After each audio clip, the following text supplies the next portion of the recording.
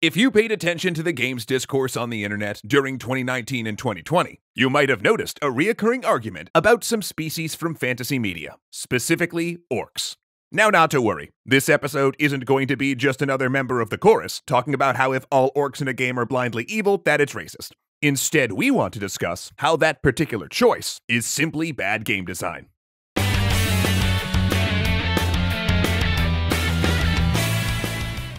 Thanks so much to NordVPN for sponsoring today's episode. To take control of your internet security, get a huge discount on a 2-year plan, and get 1 month free, use code EXTRACREDITS at nordvpn.com/extracredits.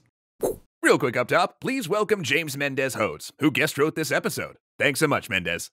Much of the recent conversation on orcs points out that characterizing a whole species in your game as ugly, warlike, and malevolent might be harmful to real-world groups regularly mischaracterized as ugly, warlike, and malevolent. However, this video isn't that, though if you want more on that discussion, Mendez breaks it down wonderfully over on his website, and we'll have a link to that in the description. But here, we're going to talk about something related.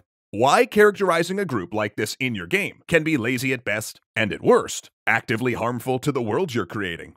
When designing a game's world and populating it with fictional species, a designer might be tempted to differentiate them from one another by certain inalienable qualities, like their moral alignment, violent versus peaceful, law versus chaos, good versus evil, and the like. It's a common trope in speculative fiction, but especially in the context of a game, painting an entire species with the same moral brush actually weakens the entire thing.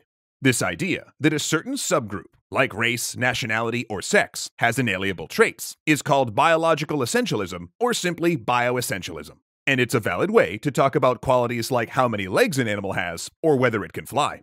But all too often, this concept gets misused in untrue statements, like pit bulls are a violent breed, men are more logical than women, or Asians are better at math. Now, chances are, if a game is set in the real world, that the designers are avoiding these tropes because they aren't real, as multiple fields of societal and hard science can readily prove to you. But speculative fiction offers us an opportunity to reify or make real various things which don't exist, or to exaggerate things which do. Now, bioessentialism is a tempting idea in fantasy for some of the same reasons as it is in the real world. Because to our human minds, broad generalizations are comforting. They reduce the world to simple cut-and-dry categories. All orcs bad, all elves good, root for these folks, not for these folks. But just like in the real world, bioessentialism can present problems in fiction as well, specifically a moral one. The idea that a sapient species can inherently tend towards good or evil acts, or lawful or chaotic ones, and that moral essentialism actually undercuts the greatest strength games can bring to storytelling: the player's own power to make meaningful, interesting choices and judgments for their characters, including moral ones. So if a game's creative choices apply a moral valuation to every member of an entire species before the players even meet them, well, now that's just taking that power away from the players. And in turn, if a group of orcs, for instance, doesn't even have a choice about their actions, are they actually evil? Because look, if a person, say, destroys a house, we call that evil because they chose to do so. But if a tornado destroys a house, well, is wind evil? No. Therefore, if a game's world building chooses to program every member of a species to destroy, aren't they more like the tornado? Now, if the player's characters are able to make moral choices, but an entire class of NPCs is inherently evil regardless of their choice, then the game is either telling the player that moral choices don't matter, or it's simply driving a wedge between the player's morality and the morality that applies to the rest of the world, blocking the player from further becoming a part of it. For instance, in Warhammer 40k, this inconsistency is central to the Imperium of Man's villainous creed. Individuals' human choices make them good or evil, whereas aliens are created evil. And of course, Games Workshop made that choice to facilitate a wargame where lethal violence is the only option. But then folks also saw that in the 40k novels and RPGs, which required more interesting narrative complexities, Imperial heroes have to grapple with and recognize the illogic of that creed based on their own experience. Okay, but now you might be asking, what if you're playing the kind of game where you're engaging in violence because it's exciting and fun, not because of its moral dimensions, where the meaningful choice is about tactics rather than ethics? Maybe the goal is to take moral calculus out of the problem.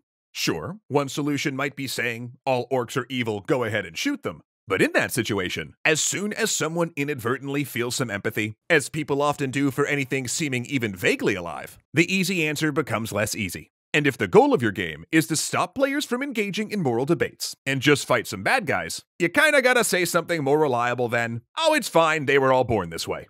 Fortunately, the real world's made progress on this problem, because sometimes in this day and age, people actually bear visual signifiers which say, "I'm evil, not because of where I was born, but because of the choices I've made," such as Nazi uniforms and clan hoods. Then in fiction, we have things like the Hydra logo, a clear visual signifier, but one that denotes choice, not birth. And if the statement that a game is making with its backstory and symbols is that an enemy had a choice and they chose wrong, then that gets way less complicated for a game that's interested in uncomplicated violence. So whether a game does or doesn't want its players to overthink their character's moral choices, evil as a choice is just more effective than evil as a bioessential trait.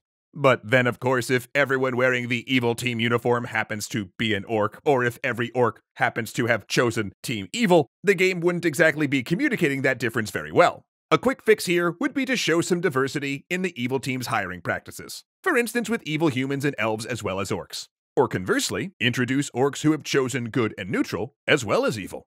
And a good example of a series getting better and better at this over time is Mass Effect. Because in the first game, Commander Shepard never meets a nice Batarian or a fun Geth. But then, spoiler alert, most of these evil species turn out to be as complex and interesting as the human ones as the trilogy progresses.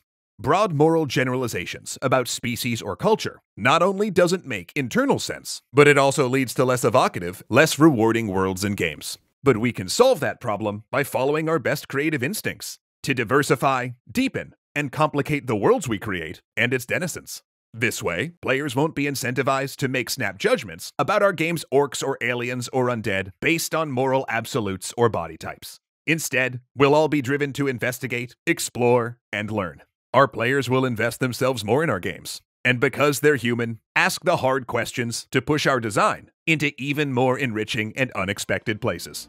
Plus, maybe if we ditch this whole evil races line of thinking, if one day orcs or extra-dimensional horrors or even isekai protagonists pop out of a portal, they'll offer us humans the same courtesy. I'd call that a win-win. Once again, thanks so much to NordVPN for sponsoring this episode. If you're looking to protect your online activity from prying internet eyes, then you've got to give NordVPN a try. With thousands of servers in over 60 countries, Onion over-encryption technology, and a user-friendly lightweight Chrome extension, you could be browsing securely in seconds. Plus, if you act now and use the code EXTRACREDITS at nordvpn.com/extracredits, you'll get a huge discount on a 2-year plan with a 30-day money-back guarantee, and you'll receive an extra month of double encrypted protection absolutely free. So secure your online self with NordVPN and never be scared about your internet security again. A big extra credits thanks to Ahmed Ziad Turk, Alicia Bramble, Casey Muscha, Dominic Valenciana, Gunnar Clovis, Kyle Murgatroyd, and O'Reels1 for their continued legendary patronage.